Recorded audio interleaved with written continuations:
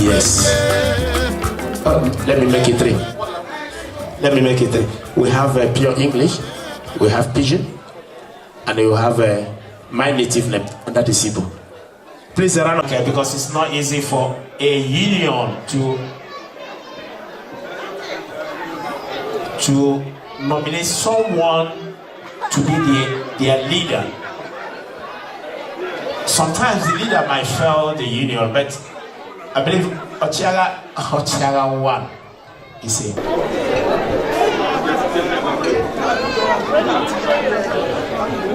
Sorry, according to my program, please.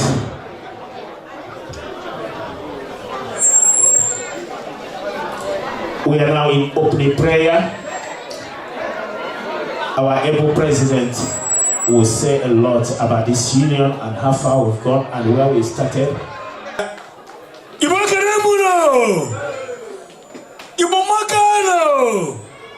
Mba Boki Igbo ka anyị nọ ka onwere ife ọzọ. Ọ bụ ọmụ Matthew ibe emezi.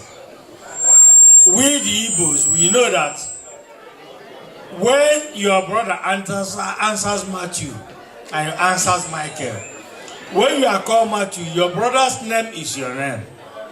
The important thing is that you recognize you are called. There is no offense.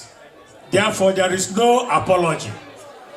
Afa wano nya bugeni ibie okibo seme.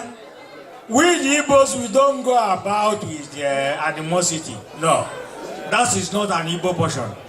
We're free-minded people, we are progressive people, and we are industrious and development people. We meet a situation, we want to move it better than we move it. That is the Igbo spirit.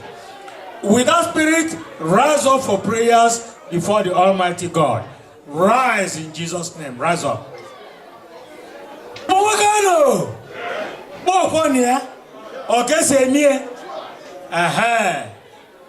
Our Father and our God, the living God, the Father of our Lord and our Savior Jesus Christ, we extol you, we exalt you, we glorify you. We thank you for your goodness and for your wonderful works. Let there be peace. May peace of the Almighty God that passes all understanding follow every Nigerian from here to the ends of the earth. In Jesus' mighty name we pray. Amen. Cha cha cha Igbo mamano. Please, if you are not an Igbo, we have a chant, and that chant follow ye. Ye is biblical. We'll come to that later. So when I shout, we chant, then you respond with ye. Cha cha cha Igbo mamano. Mono. Zono. Ready. Thank you very much. In our culture, when we've taken permission from God, we will give cola to our guests. Therefore, we shall present it cola now to follow our tradition. Can I request the elders of Igbo Union Yorkshire to come and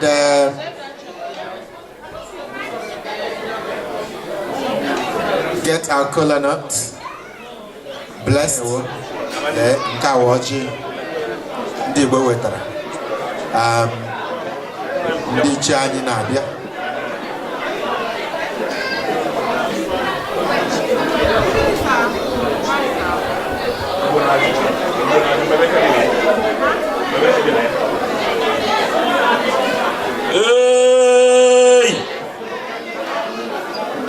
Imani yo ojiana anu oyibe nu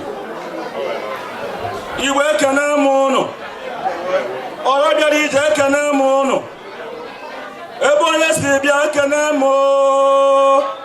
British ekenekwa m unu anyị na-agbakọ ụbọchị eke na-agbakọ ụbọchị orie na-agbakọ ụbọchị afọ na-agbakọ ụbọchị nkwọ na-agbakọ ụbọchị afọ ka ha bịa tọọ ji dịka nna nna anyị gwara anyị anyị ji ebi na eke anyị ji ebi na orie anyị ji ebi na afọ anyị ji ebi na nkwọ n'iwu anyị agbakọ n'orisa bi n'igwe onye nyere anyị ihe ka anyị na-atị ya o nwere ndị na-emeri ya mana anyị na-atị ya ata ya ka anyị ji egosi afọ ya ka anyị ji egosi ahụ ya ka anyị ji egosi obodo ya ka anyị ji egosi onwe anyị ọjị bụ ihe buru ibu ọjị bụ ihe kara aka obodo a na-eme eke n'ụlọ ebe ọ bụ na onye si bịa ọjị ana n'udo ọjị ka m bụ n'aka ndị okenye bụ irim ya sị m gọọ ya ka m na-agọ anyị ji amụ ozuzu oke mmụọ ozuzu orie ugwu onye ji bịa ka o ji ejije ala osisi ọbụla fụrụ onye ọbụla tụrụ ebe a na-atụ ugiri ikuku ji amara ya opi ọnụ unu je jere obodo dọrọ obodo ajọ mmụọ aja afọ unu ajọ mmadụ aja afọ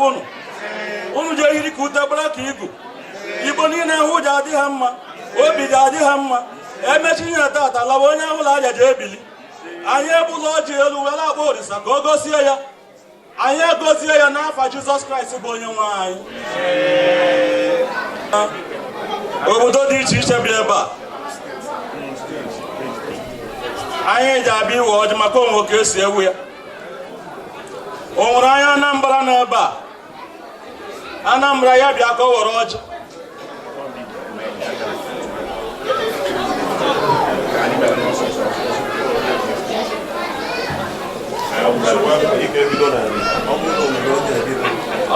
ya bụ Anambra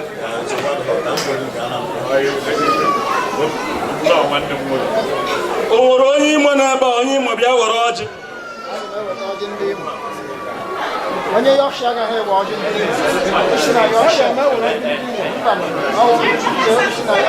o nwere onye Enugu steeti na Hausa come and take color our northern friends.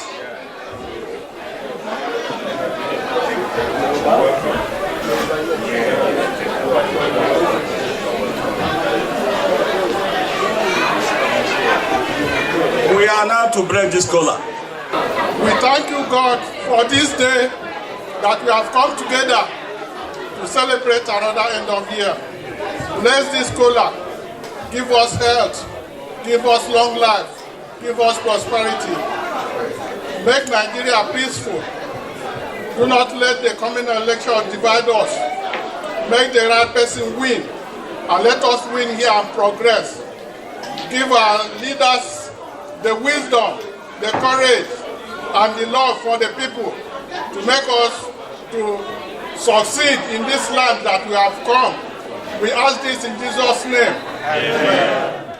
Our friends, the Edo Union, and I would like to recognize their president, Edo Union late, Mr. Musa Kare Adon. If he's here, please can you stand up, please? A lot of applause for him. Please, if he's here, is he here? Please, like I said, different language. I beg you, clap hand, I beg. Please, you're welcome, sir. You're welcome, sir. Also, I would like to recognize another table. It's for the reserve of Obako. And we have a representative. Yeah, we have someone that represents their president. He is Chief Anthony Okukaogo. Okuagora 1. Please, if you see a place, can you stand up, sir? Please. I beg, please. is from the Obako place. You're welcome, sir. That is the middle reserve table. And by my right side, far right place, that is the table for the Nigerian community. Zono, Reno, my fellow Igbo brethren, I recognize the dignitaries here present, namely the Nigerian Community League's chairperson, Mrs. Victoria Ajayi, the president of Edo Union Leagues, Prince Nosaka Ado, the Cam Yorkshire executive representing their president, Mr. Mali, the Obako delegates led by Chief Okukoko, Anthony Okwagramata. I also recognize amongst us here, we have 3 ex-presidents of Igbo Union Yorkshire in our midst, and 1 not in our midst, the founding father of Igbo Union Yorkshire. This union was founded in 2006, and the founding president then was Chief Benjamin Okereke. Other presidents, ex-presidents amongst us here today include Mr. Michael Ibemesi, Mazi Chris Anozie, and Mr. Matthew Nkemdrem. I also recognize in no preferential order all members of Cam Yorkshire, Edo Union Leagues, NCL, Obakondi Igbo, United Kingdom and Ireland, and our invited guests, personalities, and observers. All protocols observed. Ladies and gentlemen, my special gratitude goes to you all. It is a year to this month since I was chosen by my people to steer the affairs of this great union as the president.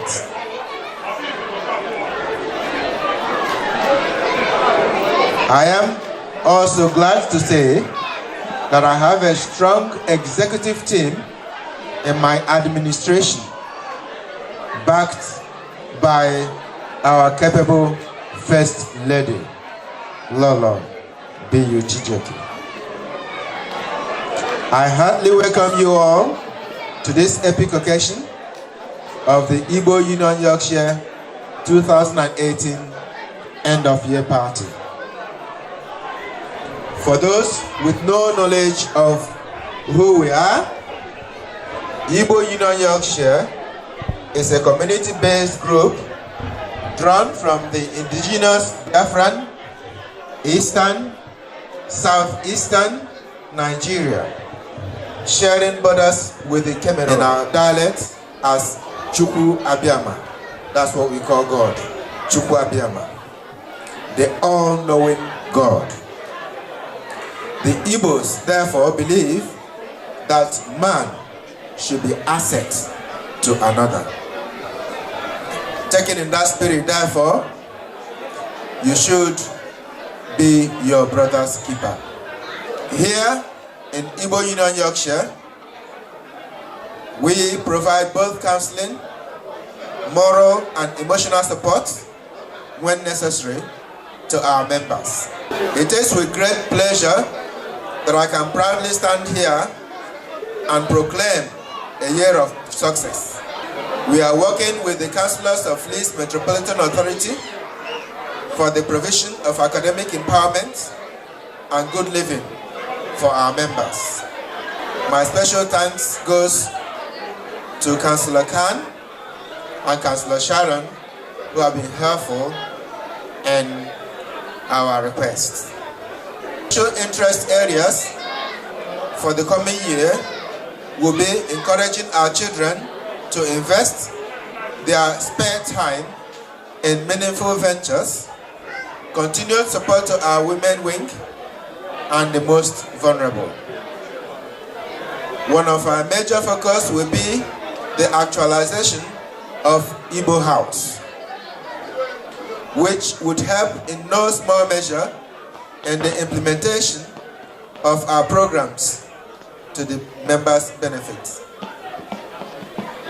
Today, the Igbo Union Yorkshire will be providing you with entertainment galore and showcasing our numerous cultural heritage that will exhibit some of our purpose and how we are working to instill them. I implore everyone here to join us and partake in our joy of achievements. Thank you. Igbo Union Executives, please. Thank you. Thank you very much, my co-pilot.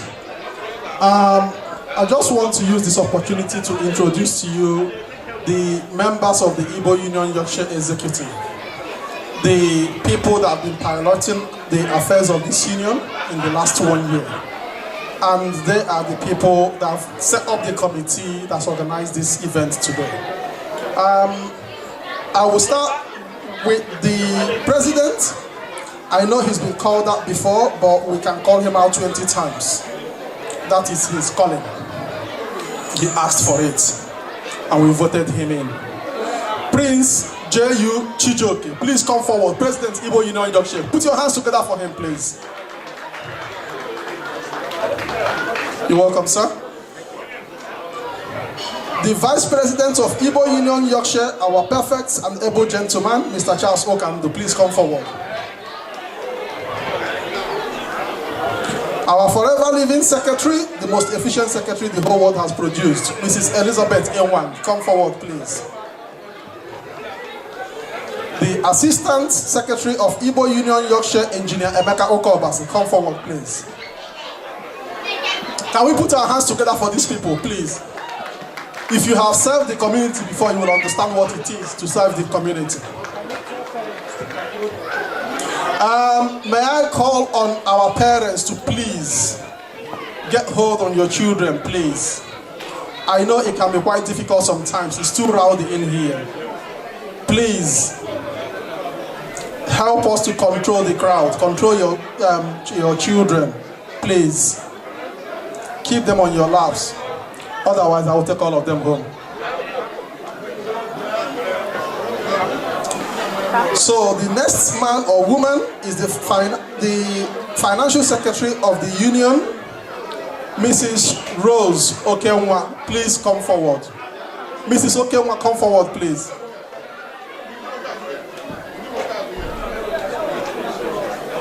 My apologies, please. The financial secretary of the union is Mr. Collins Ezenwa, aka the Agujiewe 1. Mr. Collins Ezenwa, come forward, please, followed by Mrs. Rose Okenwa, who is the treasurer of the union, that is the chancellor of the Exchequer.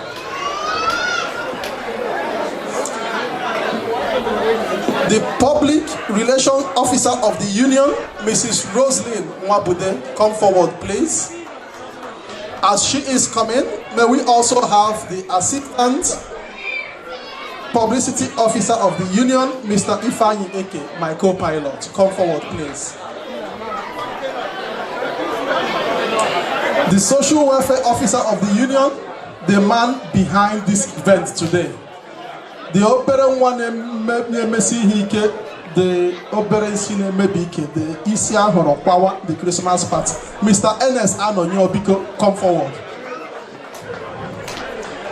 The assistant social welfare officer, Mr. Frank Onwebuse, please come forward.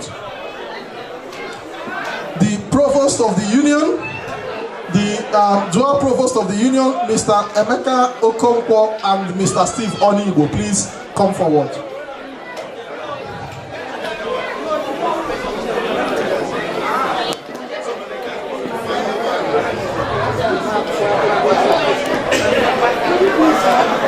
Mr. Steve Onigbo and Mr. Emeka Okonkwo, come forward, please. We're still waiting for you. So, ladies and gentlemen, men and women, daddies and mummies, papas and mamas, youth, I present to you the Executive Committee of Igbo Union Yorkshire. Can we put our hands together for them, please? As they are stepping out, I will also want to call upon the members of the Social Welfare Committee, the people that have made this event possible today. Thank you very much, Mr. Ernest Anoyo. And may I also call the President of Igbo Union Yorkshire, an elegant woman, the neck of the husband. They say behind every successful man there's always a woman. This is the woman behind the success of her husband in his 1 year of the office, Lolo J. Uchijoke. Please put your hands together for her. Can I also call on a lady of action, Mrs. Miriam Mimi Moto? Please come forward.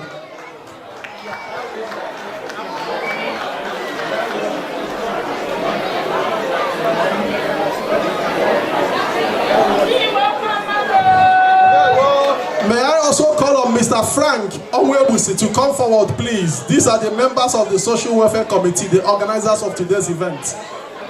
Mr. Frank Onwebusi, please come forward. And the last but not the least, may I also call Engineer Emeka Okobas to join them, please.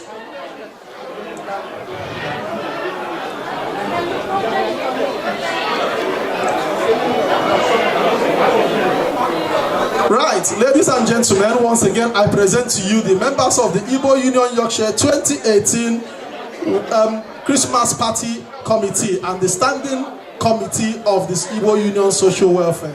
Can we please put our hands together for them as they pose for their photograph? Thank you.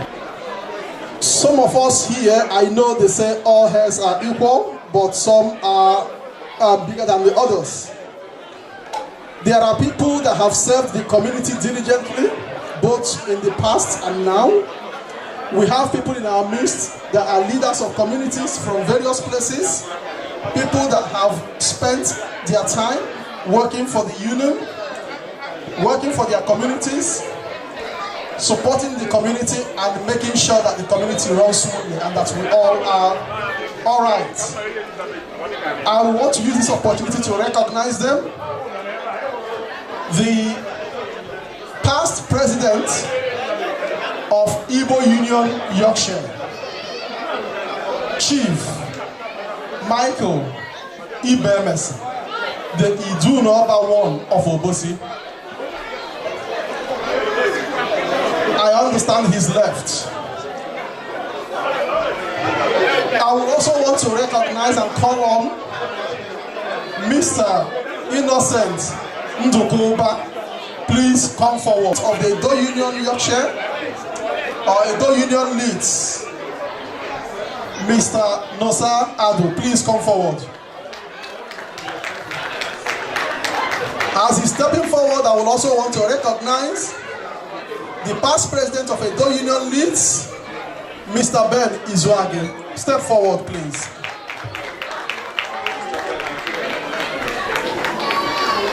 It has been brought to my attention that the president of the Nigerian community in Bradford is also present here.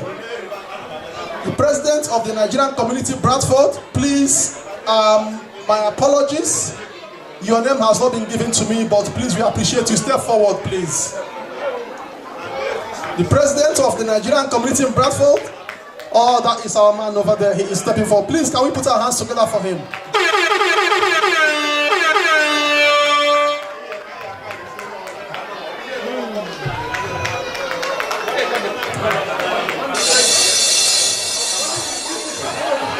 We are still waiting for the chairperson of the Board of Trustees of the Nigerian Community Leads.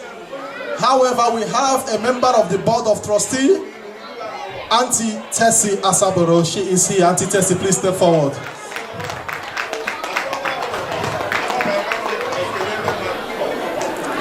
I have the Vice President of Igbo Union Liverpool, Chief Anthony Opukogu. Opu Agbaramwata Owere Amerihe. Please step forward, all the way from Liverpool.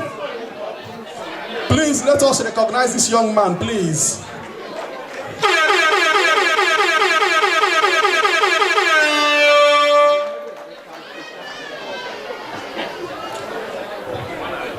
Last but not the least, it is my pleasure and honor to welcome one of our fathers, our brother, a solid supporter of Igbo Union Yorkshire.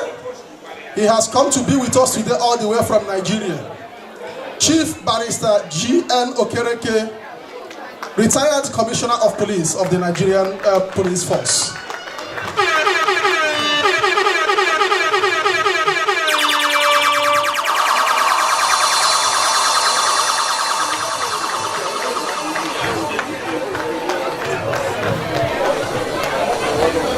Ladies and gentlemen, my able vice, the past Vice President of Igbo Union Yorkshire, the man money has not put together. Mr. Nnamdi Onwubiko, please. This will not be complete without you. Please step forward, Biko. To one of the very men I respect so much, the past leader of the Board of Trustees of Nigerian Community Leads, and the strong and solid founding member of the Do Union Leads, Mr. Osahon Ogieva. Please step forward.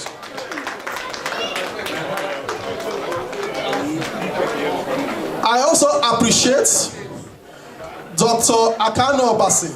I can see you and your missus. You have been a solid supporter of Igbo Union Yorkshire. Please step forward. All other protocols are hereby duly observed. It is always good to give honor to whom honor is due, to appreciate and recognize people that has worked tirelessly and served their community. That is the only reward we have, because when we work for the community, we do not get paid. It is a voluntary service to our community. We appreciate these men, we appreciate these women. We want to say, in one accord, can I get everyone to rise, please, as we say a word of prayer for them? Please, thank you. Please, also, I would like to introduce Mr. Matthew Kendrick. Please, can you join them? Please? Please, a round of applause. He is the former president too of Igbo Union, please. And you can't escape this one. Like he said, please, he said, can we rise up, please? Just a 2 minutes prayer for them. It is not easy to be a leader, whether past or present, please. And also, I would like to call my own president, please, come and join them, please. Because this prayer, we need them. He will reach us. Please, a round of applause for our president, Ochiaga 1 of Igbo Yorkshire. I would like to call someone who is touched to come and lead. Mr. Stanley Amadi, the past president of Igbo Union in High Wycombe, please. Thank you very much. Also, Ma, please, can you? Thank you. Please, a round of applause for her, please. Praise the Lord. Our Lord and our God, we want to thank you. Thank you for everything that you have done in our midst, that you have used our great fathers and mothers to do in our community. Thank you, Lord, for giving them the strength, the ability to be able to bring us all together. Our Lord and our God, we pray for them today, that even as they go forth in their various ways of lives, Papa, that you will keep them, that you will protect them, that you will watch over them, you watch over their families. My God, that you watch over every one of us that they have brought together as their children, as their brothers and as their sisters. Lord, that thing that they have put in their hearts to achieve in our various communities, Lord, bring them to pass in the mighty name of Jesus Christ. Igbo Union, Yorkshire, our kids dance. Please, also, I would like to recognize the presence. I believe the iPod members that are here, please, I would like to recognize your presence. You're welcome. The iPod, I'd like to recognize your presence. So, please, I would like to call on Lolo. Motor, please, can you come here, please, and help us? Item number 6. Ndị Igbo mma mmanụ ihe anyị ji wee pụta na mgbede a bụ ka ụmụazị anyị gụọrọ anyị egwu. They have a lot of things that they needed to do, that they want to do. Mana nke izizi ga-abụ ịgụrụ anyị egwu. Ndị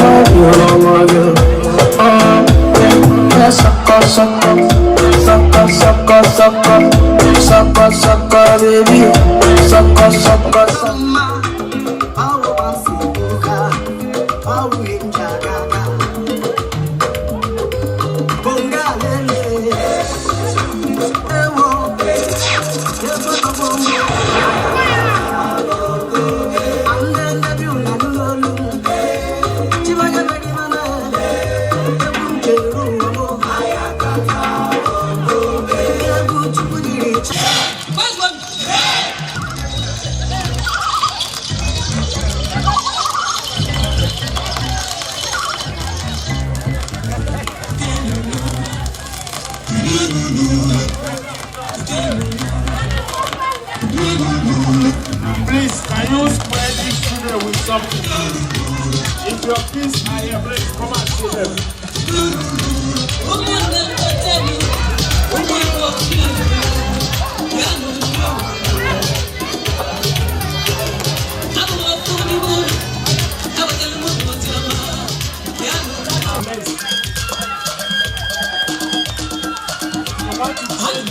Come and see them.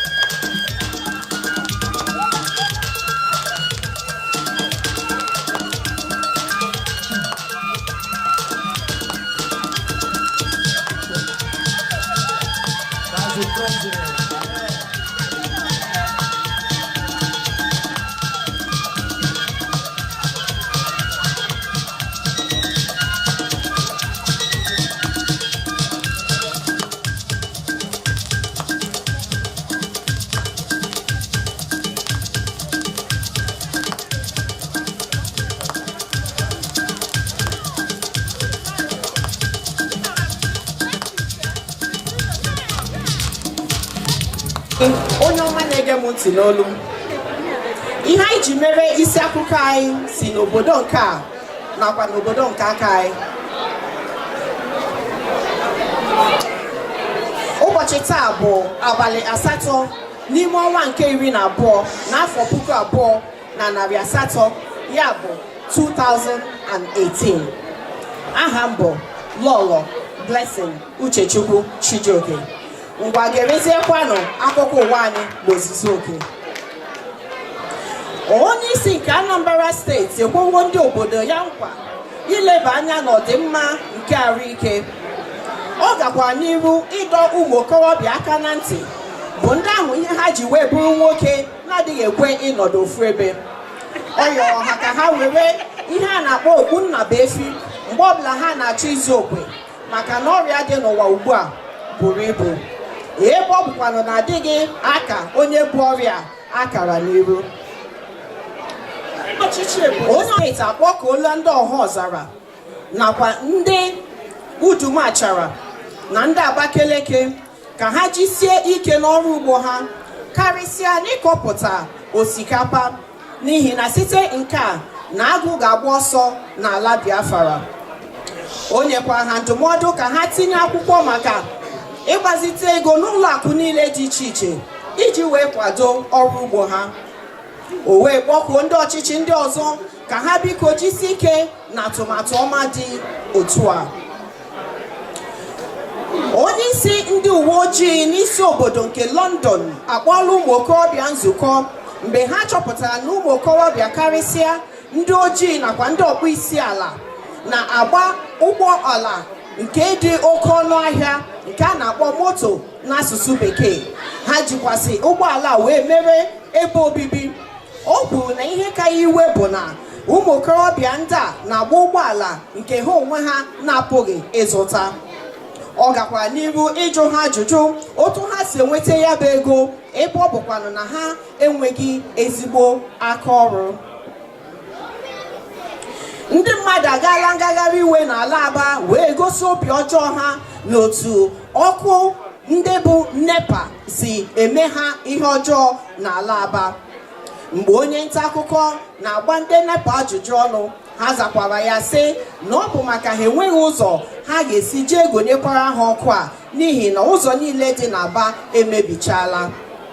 Ụmụ Aba wee sị na ha achọkwaghị na-akwụ ụgwọ ọkụ n'ihi na ha ekpebiela ịna-amụ ọkụ nke si n'igwe nke a na-akpọ jenaretọ n'asụsụ bekee. Ozi si n'obodo nke aka anyị wee ruo anyị ntị na mkpọtụ na-akpọ n'ala ụlọ ugbu a site na ntuli aka elu nke na-abịa n'afọ 2019. Ewee na-ayọ ndị nne na nna ka ha biko dọọ ụmụ ha ndị nwanyị aka na ntị maka na ụmụ okorobịa na-erezi uwe ukwu nke a na-akpọ pant 2,000 maọbụkwanụ 3. A na-ayọkwa onye ọbụla biko ka ha na-elezi anya tupu ha abanye n'ụgbọala ọbụla maka na ndị ogbu mmadụ akpa ego nọzikwa n'ọrụ ugbu a.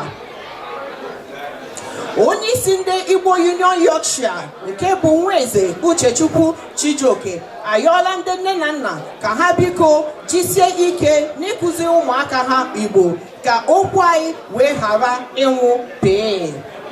Ọ gakwa n'iru ịrọpụta otu nwanyị n'ọgbakọ ndị Igbo nke a na-akpọ Odoziakụ Miriam Moto ka ọ na-eleba anya n'ihe gbasatara ụmụaka anyị. O nyekwasịrị Maazị Moses Ogbodo ya na nwunye ya ọkwa nke na-ahụ maka ụmụaka nke na-etolite etolite nke a na-akpọ youth n'asụsụ bekee. O wee na-ayọ ndị nne na nna ka ha biko nye aka ịkwado atụmatụ ọma dị otu a. Otu onye ọcha gwara nwata nwokorobịa na ọ bụrụ na ọ gbara ọtọ si Opiweka wee ruo Ọchanja roundabout na ya ga-enye ya 100,000 naira maọbụkwanụ 1 million n'asụsụ bekee. Emere ka anyị mata na nwa okorobịa ahụ mere ngwa ngwa wee yipụsi akwa ya wee gbapụ ọsọ ebe onye ọcha ahụ na-esokwazi ya n'azụ. Tupu nwata nwokorobịa ahụ eruo Ọchanja roundabout, ọ hụkwara nne na nna ya ka ha na-alọta ụka mgbede ha jere. Nwata nwokorobịa ahụ wee sị mgbe nna ya hụrụ ya tie mkpu n'oke olu sị, nwa m, ọ bụ onye kụrụ gị ara? O wee sị ya, nna m, ọ dịkwara onye ọbụla akụrụ m ara, mana ọ bụrụ na ilepụ anya n'azụ ị ga-ahụ otu onye ọcha nke sịrị m na ọ bụrụ na mgbara ọtọ wee ruo Ọchanja roundabout na ya ga-enye m $100. Ka o kwuchara nke a, o wee gbapụkwa ọsọ. Mgbe obere oge, o wee nụ ka a na-eti mkpu n'oke olu, o wee tụgharịa anya wee hụkwasịrị nna ya ka ọ gbazikwa ọtọ na-agba ya bụ ọsọ. Nwa okorobịa wee jekwu nna ya wee sị ya, papa, ọ bụ gịnị mere iji wee chọọ imechu m iru dị otu a? Nna ya wee zaa ya sị, nke a abụghị imechiru nwa m, kama otu onye ọcha ahụ gwakwara m na ọ bụrụ na mụ onwe mgbara ọtọ na-esoghị n'azụ ruo Ọchanja roundabout na ya ga-emejuru anyị ego a $20. Ụmụ nwoke ayọọla ụmụ nwaanyị ayịyọ ka ha biko were ofu obi na-eso ha ka ha nwee ike ibi n'udo n'ezinụlọ ha dị iche iche. Site na ihe nyocha nke ndị ọkachamara chọpụtara na ọnụ ọgụgụ ụmụ nwanyị ndị na-agba ndị di ha alụkwaghịm nke a na-akpọ divorce n'asụsụ bekee arịala elu nke ukwuu. Ụmụ nwoke wee na-ayọ ụmụ nwanyị ka ha biko chetakwa ebe ha si bịa na Igbo nwekwara omenala. Onye ndu ụmụ nwanyị Igbo Union Yorkshire tinyekwasịrị ọnụ na ya bụ okwu wee na-ayọ ụmụ nwanyị ka ha biko jisie ike ịnọdụ n'okpuru ndị di ha ma chetakwa ha na arụ ha niile bụ nke akwụworị ụgwọ ya wee nye nne na nna ha. Ọ gakwa n'iru ịyọ ha ayịyọ ka ha biko jisie ike ịkwado ndị di ha maka na Igbo tụrụ ilu wee sị, onye aka pụrụ lie nna ya maka na ọ bụghị diọkpara tigburu ya. Ndị be anyị, ọ gwụnụ ka ọha m n'olu n'ụbọchị nta ka anyị nchụ ọnụ n'Owere nchi ndụ mmiri ndụ azụ. Abụ m Lolo Blessing Uchechukwu Chijioke, the First Lady of Igbo Union Yorkshire.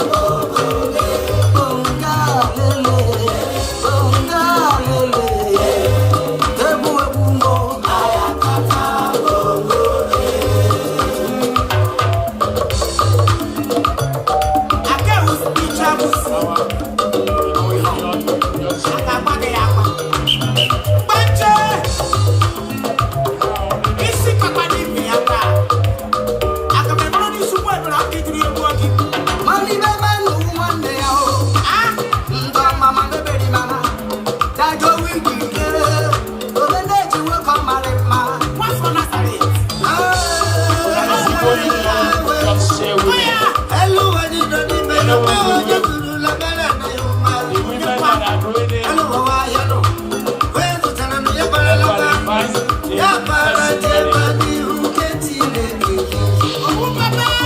you know you are an Igbo here and you are not part of Igbo in Yorkshire, there's a problem. You go there.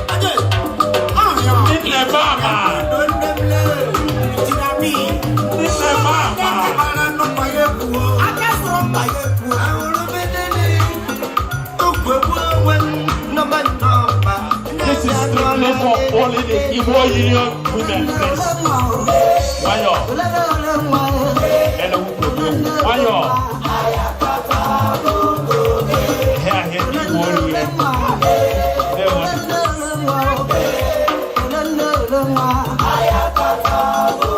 Strictly for Igbo Union women.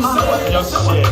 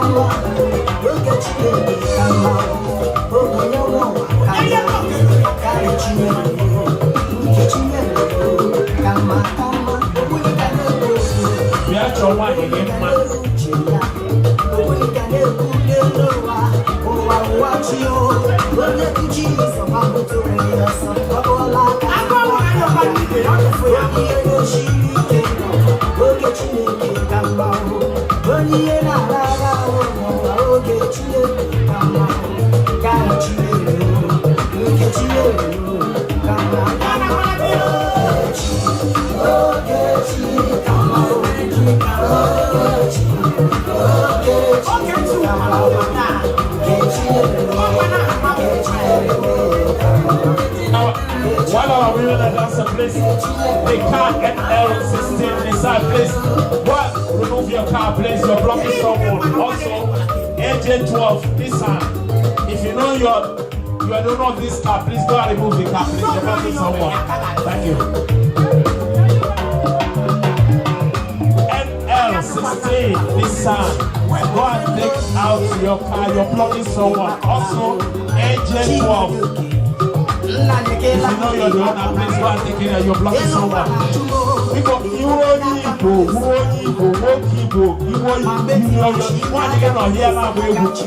that's why I'm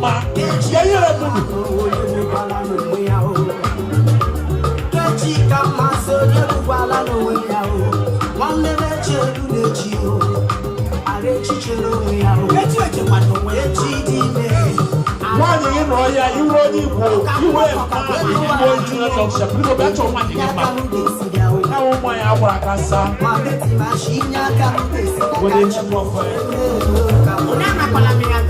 Thank you.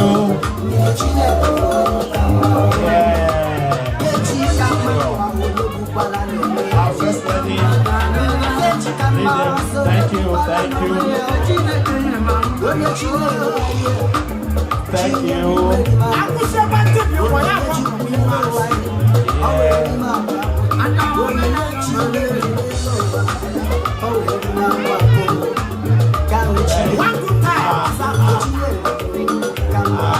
I cite you.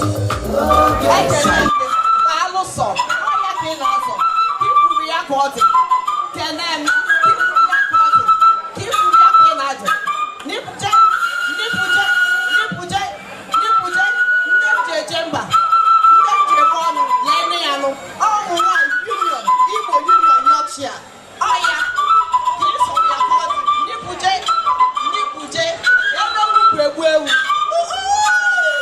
Nipuje. Dalu so. Dalu.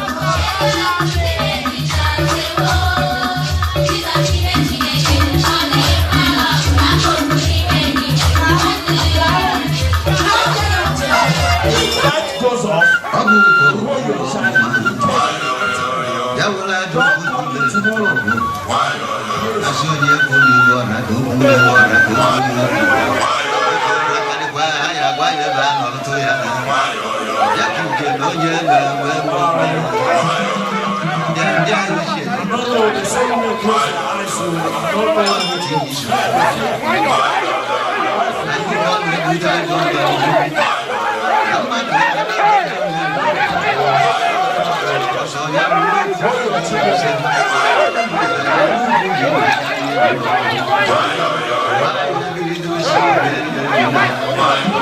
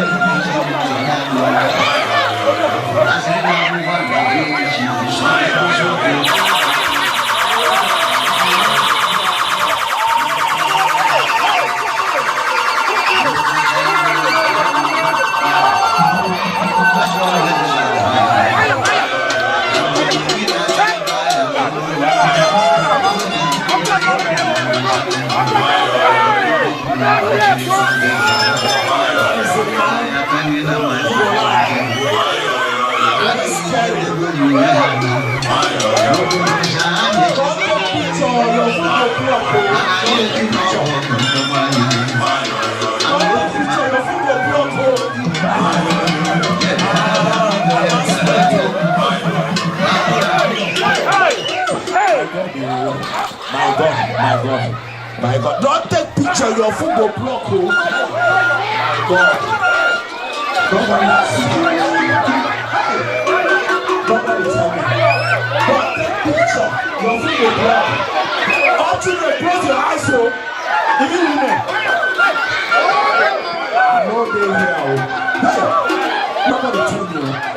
Hello. Hey. I thought this end of labor too. I didn't know it would be scary. What's it?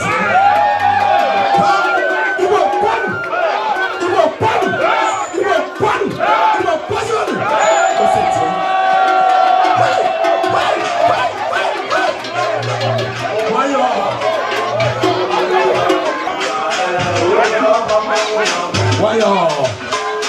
You walk like that.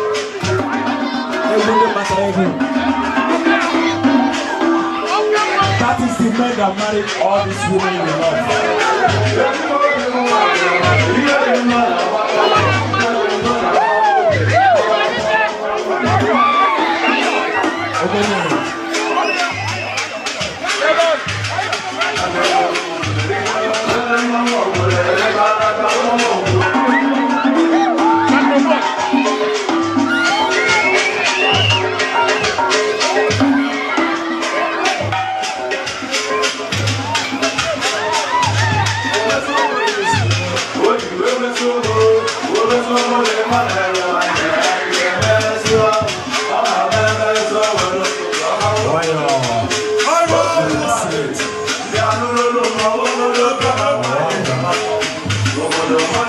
What are these men hiding? Who are they hiding? Why what's it here?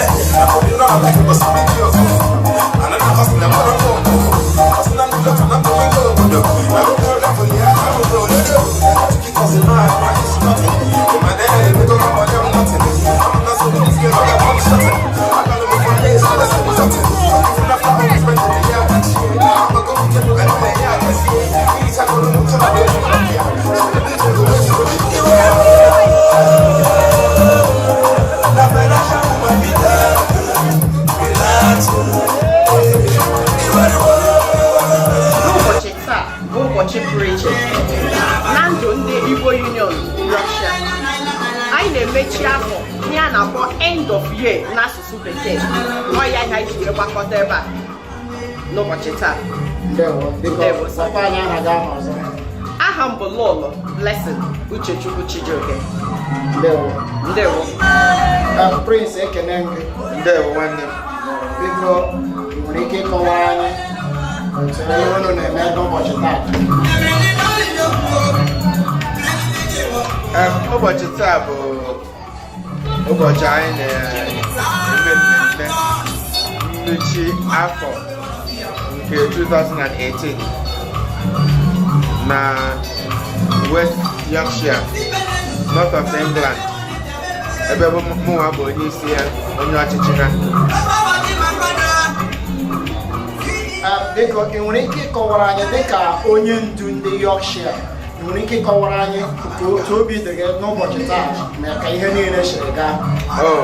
Obi jupụtara m n'ọṅụ n'ihi na ndị akpọrọ guzara ịma isi ma gbọ ọha ma ha bịaghị rie ọwụ nsonye gị, mana ebe isiri m ọha ericha na azụ gị ọkọrọ ọzọ, na ọ pụtara na ihe mere ọha napụtara gị na ọ masịkwara m otu ọtụtụ ndị si zaa okwu a, ma ndị Igbo niile bi na North of England, ma ndị Nigeria niile, ma ndị mba Cameroon, ha niile ji bịazi anyị okwu ebe nọnyere anyị bịa ka anyị na ha ṅụrịkọ mekọ mmemme ọnụ.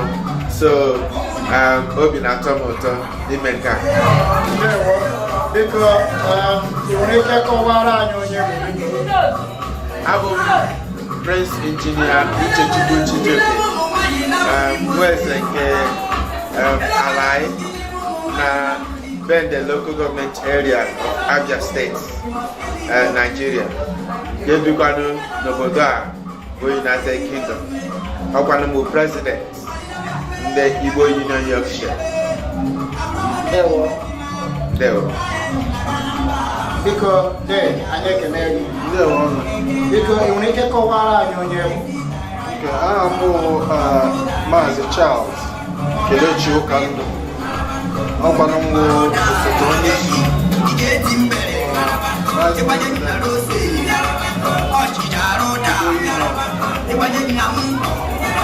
Yorkshire, North of England.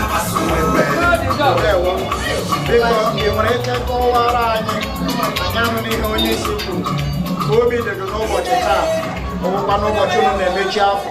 Ị nwere ike gwa anyị ka obi dị gị ma agaghị emekwa ihe ọzọ? Obi na-atọ m polina maka na dịka onye isi anyị kwuru, ihe a wụ emume mmechi afọ anyị.